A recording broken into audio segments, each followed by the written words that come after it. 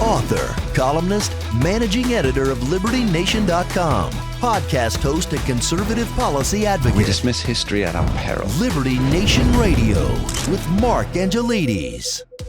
Washington, D.C., and indeed the United States of America appear in turmoil.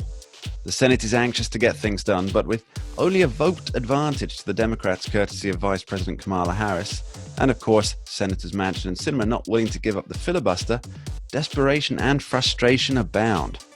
On top of this, we have President Joe Biden, whose popularity, once lauded as, if not impressive, at least stable, has started to tumble. What does all this portend for 2022 and beyond?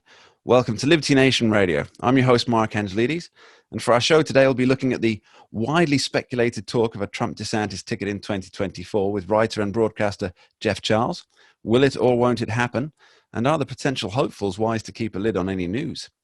We'll also be talking with Economic Guru Andrew Moran to ask that all-important question: have Democrats, and specifically President Biden, abandoned what was once considered received wisdom?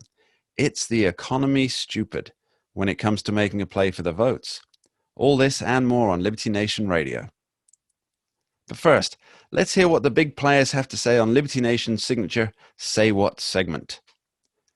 Well, if it seems like you're living in bizarre world and all that once was is no more, you're not alone. Political watchers have been surprised to find that the long-held Democratic opposition to voter ID laws is no more. But not content with calling it a 180-degree volte-face, the Biden-friendly media is casting this as an evolution of their position rather than a flip-flop. But what could have presaged such a turnaround? The more skeptically minded of you out there may put it down to recent polling by Monmouth University that found that 8 out of 10 respondents want some form of voter ID at the ballot box. That figure includes 91% of Republicans, 89% of independents, and even 62% of Democrats. So with the public behind voter ID, what was a party that has spent decades against such a measure to do? Well, they had two options. Option one was to say, hey, we misjudged what you guys wanted and we're here to deliver. Or option two was just to pretend that you never actually supported such a thing in the first place. One such senator opted for the don't let your lying eyes fool you option was New Georgia Senator Raphael Warnock, who, speaking to NBC, said, quote, I have never been opposed to voter ID, and in fact, I don't know anybody who is. End quote. Well, that may come as a surprise to one Raphael Warnock from 2012, 2015, 2016, and even as far back in those heady days of 2021. Here's a short compilation of his views prior to the seismic shift in public opinion. With these unnecessary and unjustifiable voter ID laws, which constitute, in my estimation, a poll tax. Dealing with these voter ID laws, this is not about voter verification. This is about voter suppression. All of these voter suppression laws saying we've got to have voter ID laws. This is Jim Crow in new clothes. Sticking with Georgia, failed gubernatorial candidate and voting rights activist Stacey Abrams was one of the first to evolve her position without quite saying so. Here's Ms. Abrams' stated position on April 27th of this year.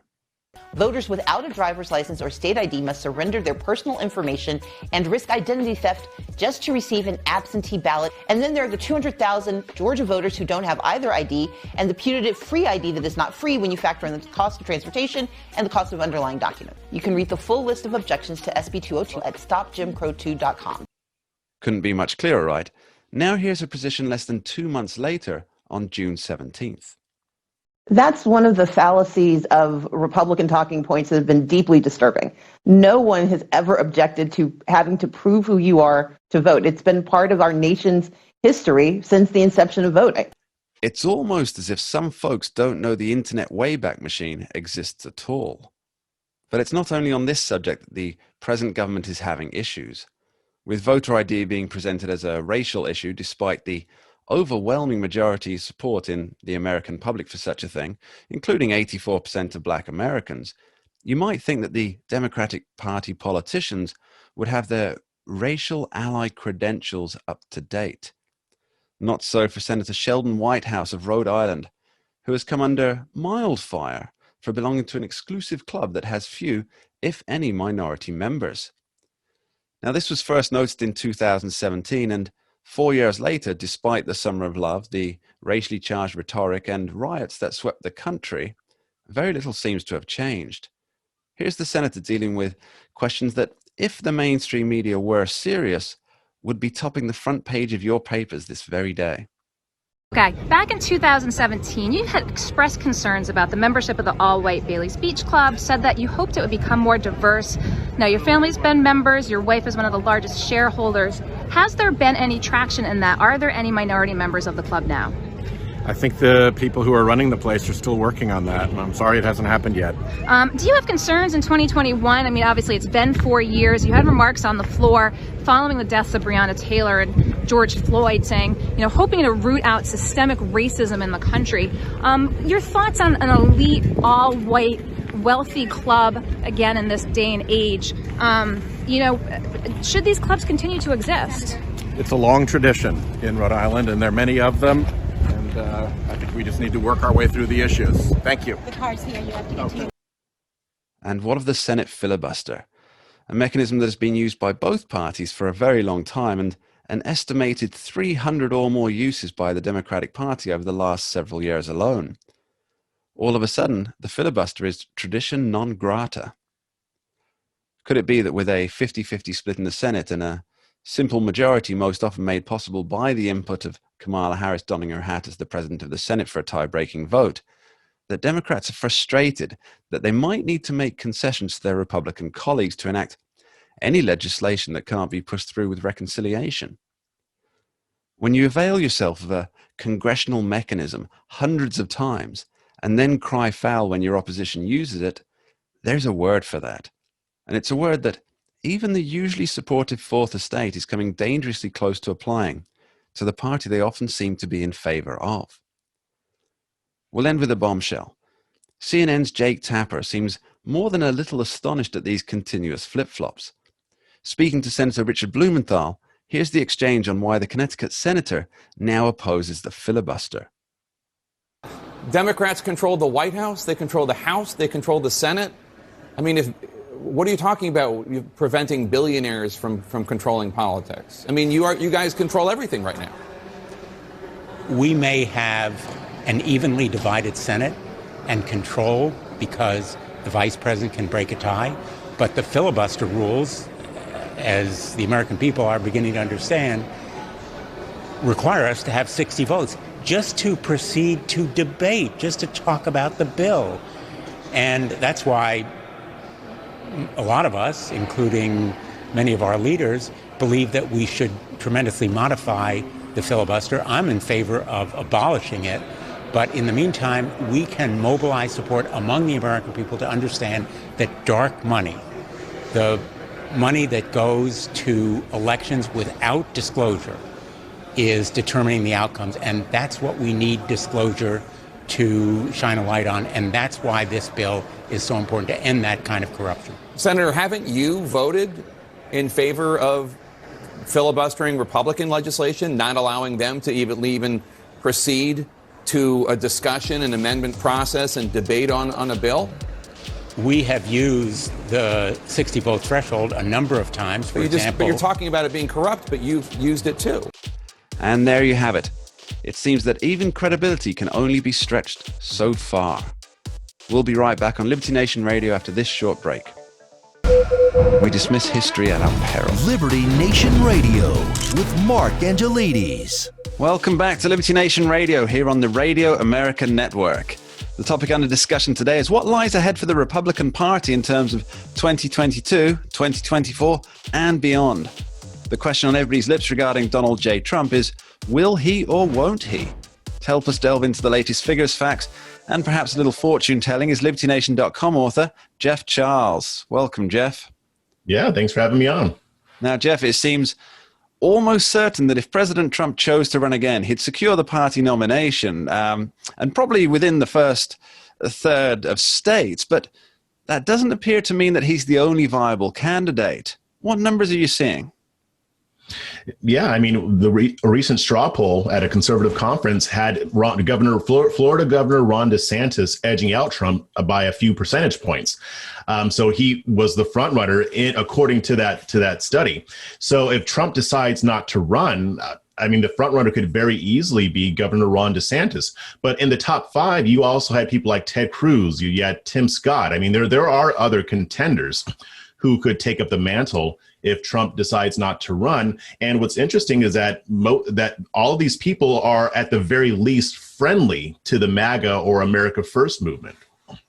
Yeah, very much so. It seems that those who are not so much behind the America First brigade, that they were polling dead last in that. And now this is a straw poll, so it's not overly scientific. However, these are people who would take part in this kind of poll. These are people who will go out and vote. Is that right? Yes, indeed. And yeah, it may not be scientific, but I mean, anybody who's been paying attention to what's been going on the right is not surprised by this, right? I mean, the establishment is taking a back seat now, and you are seeing the more populist America First movement take over the reins, essentially. So I wouldn't be surprised if they did more of these polls and got similar results, because that's just the way that the conservative movement is going right now. You'd imagine, although we have possibly learned our lesson that polls are not always reliable, but you never know. They do often indicate trends. So as you mentioned earlier, Ron DeSantis, he is most definitely what one would call an America First candidate. Now, why is it that the non-America First candidates, do you think, are doing so poorly at the moment? Well, I mean, the answer is really simple, Mark. I mean, the establishment, they had their chance. They got more of a chance than they deserved. They were in control for decades, and they squandered the opportunity. They took every opportunity. They took every opportunity to miss opportunities. So, I mean, Obamacare is one example. They swore up and down that they were going to repeal Obamacare and replace it with something that relied more on the free market. What happened when they had controls of both chambers of Congress and the Oval Office? Nothing. That's just one example of how badly they've messed this situation up. And this shift that we're seeing now has been a long time coming. It was inevitable. I mean, we saw it with the Tea Party, and now that's kind of morphed into what we're seeing today. And the establishment is going to take a back seat. And while there are some in the establishment who do want to work with the America First movement and the MAGA movement, they read the tea leaves, they know what's going on. There are some that are just going to be stubborn and get left behind and probably lose their seats. So they're reading the Tea Party leaves, as you say, Jeff. Now, I'd like to delve a little bit deeper here. It seems that the more activist media and the Democrats are getting a carte blanche to go after Donald Trump. But if the candidate come 2024 is not Donald Trump, they'll have to pivot to going after the America First agenda. Now, to me, this seems like it may not be the smartest move possible, but nonetheless an almost inevitable one, almost as if they'll have to start playing the ball rather than playing the man. What are your thoughts on that, Jeff? You know, I think it is inevitable, although I have a sneaking suspicion that even if Trump is not the nominee, if he decides not to run, I think that they're still going to try to tie this to Trump, because they think that Trump is so toxic that putting him in the equation will tank the chances of a GOP victory. They're wrong, but I do think that that's what they'll try. These people can't let go of Trump. They love him. So, I mean, as much as they say they hate him, they love him. So so even if he doesn't run, they're still going to try to make him the focus as much as possible. But I do agree that they're going to have to adjust the strategy, even if they're trying to put Trump into it and go after the overall movement. The problem is that they don't really understand the right. They don't understand the conservative movement. So a lot of stuff they say they're going to get wrong. They're going to lie, and it's going to be very easy to expose that lie. On top of that, Biden's presidency has been an utter disaster. Well, Joe Biden's record will certainly be on the ballot ticket come 2022, which, as we know, because both of us have done math, comes before 2024. And with that all-important midterms. So, Jeff, what's your analysis of how a potential Trump-DeSantis ticket, or DeSantis running with the approval of Donald Trump, or Donald Trump running and DeSantis not being on that ticket, how could the information of those two being deemed the future of the Republican Party, sway the balance of power for the midterms? Or if such a matchup is on the horizon, are they better off keeping quiet about it until after the midterm results come in? What are your thoughts? So what I think is going to happen, I think they are going to keep coy about it until after the midterm elections. And I do think that that's the smart move. Republicans stand to get some serious gains in the House and in the Senate in 2022, especially with the way Biden's presidency is going. Like I said before, it's been an utter disaster. He hasn't even gotten out of his first year yet, and we're dealing with a huge border crisis. We're dealing with hostilities in the Middle East. We're dealing with abhorrent jobless rates. And on top of that, the Democrats are trying to push through a very radical agenda that is only being stopped by Senators Joe Manchin and Sinema. So it's only going to get worse for the Democrats. I don't expect this trend to stop. I mean, Biden's not going to turn it around. There's going to be another crisis after the next, and his team is going to mishandle it. So at this point, there doesn't seem to be a need to possibly shake things up by announcing a presidential candidate before the midterm. So I think they will wait until after, and then they'll assess what happened, and then they'll go forward from there. One of President Joe Biden's main themes, both on the campaign trail and within his first couple of months in office, was unity. And now we haven't quite seen that stretch across the aisle in the chambers of Congress. But do you think that there'll be some unifying faction if the Democrats have a united target to aim at? And could that be why the GOP, Republicans and Conservatives, are keeping a little more quiet on who they want to run in 2024? Because if there's a unifying figure, that gives the Democrat Party a chance to coalesce against that, which does give the aura of unity. Yeah, that's true. I mean, and it's interesting that you bring that up, because a few weeks ago, there was a report that Democratic operatives were talking about how they were going to make people like Marjorie Taylor Greene their big villain. They need a villain. I mean, and both sides do this. This is part of politics. They need a villain. So right now they're talking about Marjorie Taylor Greene. I'm sure they'll loop in some others as well. But that's yet another reason to keep quiet about it until later, because you don't want to give them a major figure to coalesce around as far as attacking them. Let the progressive wing and the establishment wing of the Democratic Party continue to fight with one another. Right now, there isn't that much unity on that side. And I don't think that going after Marjorie Taylor Greene is going to work. They need a powerhouse. They need somebody at the presidential level. They need a Trump. They need a DeSantis. They need a figurehead on the right to go after. And right now, they don't really have it. They did try and go after Senator Cruz for a little while, especially Cancun Cruz.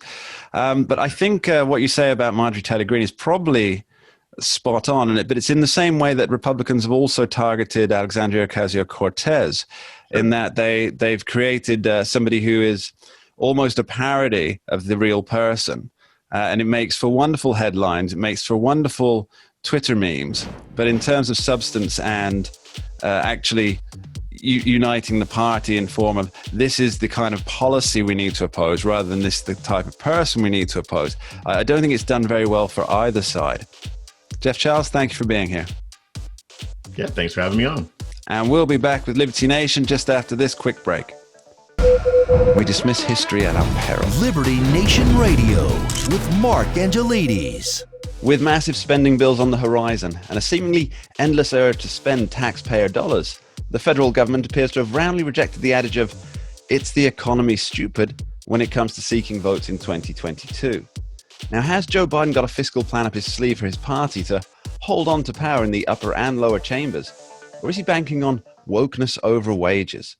To help us unravel all this is Liberty Nation's economic correspondent and author of The War on Cash, Andrew Moran. Welcome, Andrew. Thank you for having me. So, Andrew, what's the latest financial, economic, and job figures, and what kind of impact are they having on the average American? Yeah, so the latest numbers today for measuring the labor market would be the initial jobless claims data for the second consecutive week. The number of Americans filing for unemployment benefits topped 400,000. Before the pandemic, to put this into perspective, the figure was around 200,000 a week, so it's more than double. But at the same time, it is better than it was at the height of the pandemic, which was around 600,000, 700,000 or 800,000 a week. At the same time, the upside is that the number of job openings in the United States today is at an all-time high. So anyone terminated from their position would probably have a treasure trove of options at their disposal. But of course, at the same time, you had this issue where people are not seeking those jobs because they're comfortable with those federal benefits they're getting from Uncle Biden. So whether or not they seek those positions is a different story. And for a broader gouge of the economy, some of the recent measurements have been decent. You have the producer price indexes; they're beating expectations. The final GDP reading came out this morning for the first quarter, and it was it matched expectations. And the durable goods orders have held steady. So of all these numbers, of course, for the average American, the jobs data is the most important one. The economy is coming out of this pandemic, so it's better to take a more of a long-term wait-and-see approach to see what's going on as opposed to month over month. But this is U.S. politics, so we don't really focus on the long-term, focus on what's best for tomorrow's vote. Apples today, apples tomorrow. We'll be coming back to those job figures, I think, later on, Andrew. I just want to know, what of the ever-present specter of inflation? Now, I've heard from different sources within the government that A, there will be no inflation, B, there will be transitory inflation, or C, I mean, that's just short-lived inflation, I guess, or C, that inflation is about to go through the roof. Now, they can't all be true. What's your analysis? Yeah. I wrote about this recently with Treasury Secretary Janet Yellen. She finally conceded that, inflation is going to be here until next year. So I really enjoyed this evolution of everyone's take on inflation. As you mentioned, it started from, saying, when they passed the CARES Act and when the Fed launched this unlimited quantitative easing push, it went from, there's not going to be any inflation going on. What are you crazy? And then it went to, inflation could be here, but it's going to be brief and it's going to be, small. And then it says, inflation is going to be here, but if it's high, it's going to be short-lived. And now it's, inflation is going to be here and it's going to be until 2022 and it's going to be higher, but after that, it's probably going to come down. So it's been mind-numbing to see the constant flip. Liberty Nation, we've been reporting since the start of the pandemic about the inflation tsunami that would be coming. And lo and behold, it's starting to make tidal waves in the United States. And this happens when you create 1/4 of all U.S. dollars ever printed. It's inevitable that you get these inflation numbers that you're seeing, and there's more to come. At the same time, to give the Federal Reserve, I guess, some credit, there are other factors at play here. You have the shrinking supplies like soybean and corn. You have global simultaneous demand across the globe, and then you have this, you have limited inventories as it is. But these inflation measurements that the government's giving you, they pale in comparison to what's really going on. When you really dive into, I think it's the Bureau of Labor Statistics data or the Census Bureau data, and you see the things that people need, they're the ones that are becoming really expensive: meat, shelter, whatever the case. The things that people need to go day to day. Those prices are skyrocketing 5, 6, 10%. I think I saw eggs the other day. I think it's up 12%. So, inflation, that's going to be the main theme of the Biden administration. As soon as he gets in office, inflation is skyrocketing. Now, would it have been better if it was former President Trump? Of course not, because he presided over such massive spending. QE started under him, so it would have been any different under Trump. But since it's Biden, he's the president. Everyone thinks that the president is the commander of the economy. It falls at his feet. Well, that's something I want to dig a little bit deeper into here, Andrew, politically. So the 2022 midterms, they're all important for the Democratic Party, obviously, especially with the historical regularity, but bar several notable exceptions with which the leading party tends to lose seats. So they have razor-thin majorities in both chambers right now that could easily fall to the Republicans next year. Now, why do you think that the party has swept away the wisdom of "it's the economy, stupid" when it comes to how they think people will vote?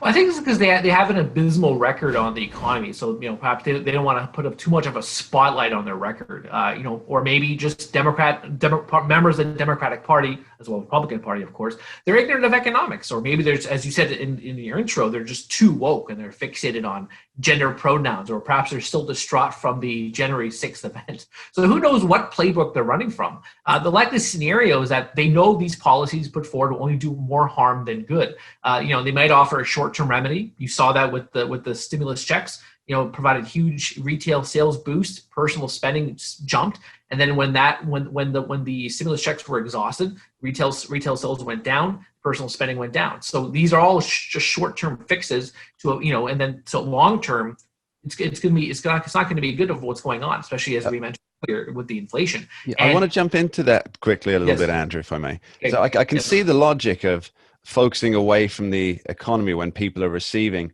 numerous stimulus checks and extra benefits. But President Biden recently tweeted that, and I'm going to quote it here for you. Today's job report shows that historic progress for American families and the American economy. We added 559,000 jobs in May, created a record 2 million jobs in our first 4 months, and unemployment is at its lowest level since the pandemic started. Now, really, this sounds like supremely positive news, but is the devil in the detail? Yeah, well, of course, this is what happens when you reopen the economy. Of course, you're going to have, great job creation or better job numbers than you had, at the height of the public health crisis. So if you open the economy, of course, people are going to go back to their jobs. People are going to start participating in the economy. So it's not that it's some, magical wisdom of Keynesian economics or Bidenomics or, the genius of Kamala Harris. It's just you open the economy, you're going to have these numbers.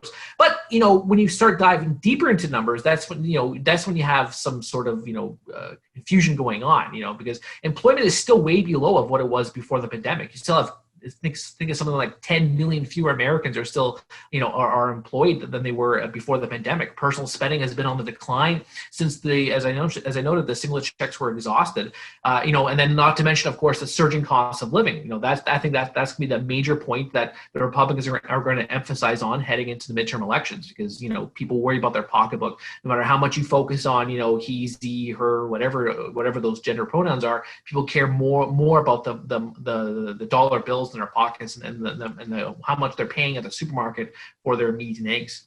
And the quieter the party is on the economy, the better chance the media wing of the Democratic Party will pay less attention to it, thus deceiving a considerable portion of voters who think, the economy is good, it's going okay, it was all because of Trump. Now Biden here, it's been 100 and something days since he's been president, so he's doing his best to do it. But then, of course, or to fix it, and then reality steps in. Come voting day, people are going to say, well, the Democrats aren't that great on the economy. When Trump was president before the pandemic, we had all these jobs and we had all this, economic prosperity. So maybe I should vote for the Republicans. Well, that brings us nicely on to our last question, Andrew. I'm going to ask you to either play Cassandra and or Nostradamus, whichever you prefer. How do you see the economy for Americans in the run-up to 2022? Well, I'm sure if you watch CNBC or Bloomberg, you probably hate that word inflation by now, because that's what everyone seems to be talking about. But the inflationary economy is here. That's going to be the defining moment or defining economic development for President Biden. The cost of everything that people need will climb higher in 2022 or the rest of the year and in 2022. The stock market will probably continue to climb, because of the accommodative monetary policy. So interest rates at record lows. You still have money printing going on. You have the bond buying program unlikely to subside anytime soon.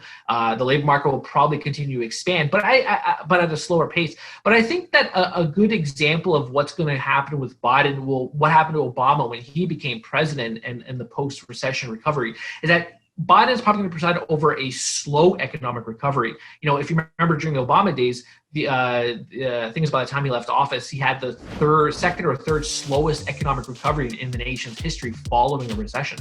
So, mourning in Biden's America? I think not. Andrew Moran, peering into the crystal ball of economic America. Thank you very much. Thank you for having me. And we'll be back after this break with Liberty Nation Radio. We dismiss history at our peril. Liberty Nation Radio with Mark Angelides. Just 5 months under his belt as president, Joe Biden has begun to feel the inevitable withdrawal of goodwill that often accompanies the honeymoon days of any new presidency. That this traditional grace period has lasted longer than the usual 100 days is most likely a result of media fascination and an ebullient population glad to be free of COVID lockdowns. But the salad days are over, and the pollsters are hungry. Monmouth University polling gives the president an approval rating of just 48%. This is significant not only because it marks a low point in a fairly steady decline in popularity, but also because poll collators regard Monmouth as a gold standard. 538, for example, considers it the only grade A poll of the last 2 months. So what do these numbers really suggest? Well, according to Monmouth, the president gets a positive rating from 86% of Democrats, which is down from 95%, 36% of independents, which is down from 47%, and 19% of Republicans, which surprisingly is up from just 11%. So his overall approval is down 9% with his own party, 11% with independents. In fact, the only positive result he received was from Republicans, plus 8%. Do the numbers suggest that the bump from GOP voters is because Biden's presidency so far has not been as radical as this group originally thought it would be? This could explain the relative loss of support from Democrat voters also. Another poll, this one from the Des Moines Register Mediacom Iowa, gives the president just a 43% approval with 52% disapproving. Now, back in March, this same pollster awarded Biden a +3 approval rating. So what happened? Well, with largely positive media coverage of the commander-in-chief's overseas adventures, it may be his domestic agenda that is tanking the figures. Consider the recent furore over voting law reforms, which we spoke of earlier. Cracks are starting to appear in the hitherto reasonably united Democratic Party front that opposes an ID requirement to cast a ballot, something that has long been used as a stick with which to beat the opposition. Failed Georgia gubernatorial candidate and electoral reform advocate Stacey Abrams recently seemed to do a full 180 on her previous stance that voter ID laws are discriminatory and racist. Prominent news outlets were quick to ignore the volte-face, instead insisted that it was an evolution of policy rather than a flip. By positioning his administration against such a publicly unifying idea, the president would be made to look both out of touch and reckless regarding voter integrity. The right to vote has been a hard-won battle for many, and the idea that either fraud or maladministration may nullify an individual's vote is anathema to the American public. Perhaps it's avoiding this particular reality that has so tarnished the president's once lauded approval numbers. And then there's the issue of gun control, that with every election cycle becomes bigger and bigger and more important to those who support a strong Second Amendment, and equally important in another respect to those who don't want guns in the hands of citizens at all. The President and Attorney General Merrick Garland outlined a number of measures on June 23rd that they feel will check the explosion in crime rate that they predict will be coming in the summer months. While much debate will doubtless ensue on the constitutionality, specificity, and scope of the proposed actions, commentators have already launched an opening salvo to deride President Biden's understanding of firearm ownership in America, both present day and from an historical perspective. The president said that his strategy would work on strengthening background checks, banning what he terms assault rifles, community policing, and a ban on high-capacity magazines. He said, "Talk to most reasonable gun owners, and they'll tell you there's no possible justification for having 100 rounds in a magazine." Well, that's certainly possible. Anyone who's ever tried to use a 100-round magazine, or a Mickey Mouse magazine, as they're less affectionately known, will tell you that they're just not that usable. But that's a matter of functionality rather than desirability. He also outlined that gun dealers who sell to customers who are not eligible to own firearms or who refuse to cooperate with tracing requests from the ATF will be targeted. Biden said, quote, "If you willfully sell a gun to someone who's prohibited from possessing it, if you willfully fail to run a background check, if you willfully falsify a record, my message to you is this: we'll find you and we will seek your license to sell guns." End quote. Well, President Biden, it may come as a surprise to you and the Attorney General, but there are already measures in place to stop folks knowingly selling firearms to those who are not allowed to have them. They're called laws, and they are already here. So what precisely is he trying to accomplish? Critics are arguing, based on the president's own words, that he's failed to understand the historical and legal significance of the Second Amendment. A short excerpt from the president's speech appears to display some fundamental misunderstandings. The Second Amendment, from the day it was passed, limited the type of people who could own a gun and what type of weapon you could own. You couldn't buy a cannon. Those who say the blood of patriots, and all the stuff about how we're going to have to move against the government.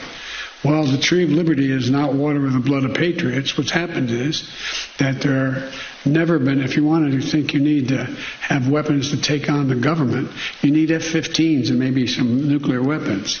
The point is that there's always been the ability to rationally limit the type of weapon that can be owned and who can own it. As you heard, Biden stated that from the day it was passed, the Second Amendment limited the type of people who could own a gun and what type of weapon you could own. At the time of its writing, the people who could not own firearms were slaves and Native Americans, a policy that's now rightly deemed discriminatory and one that today's America would likely not seek to emulate.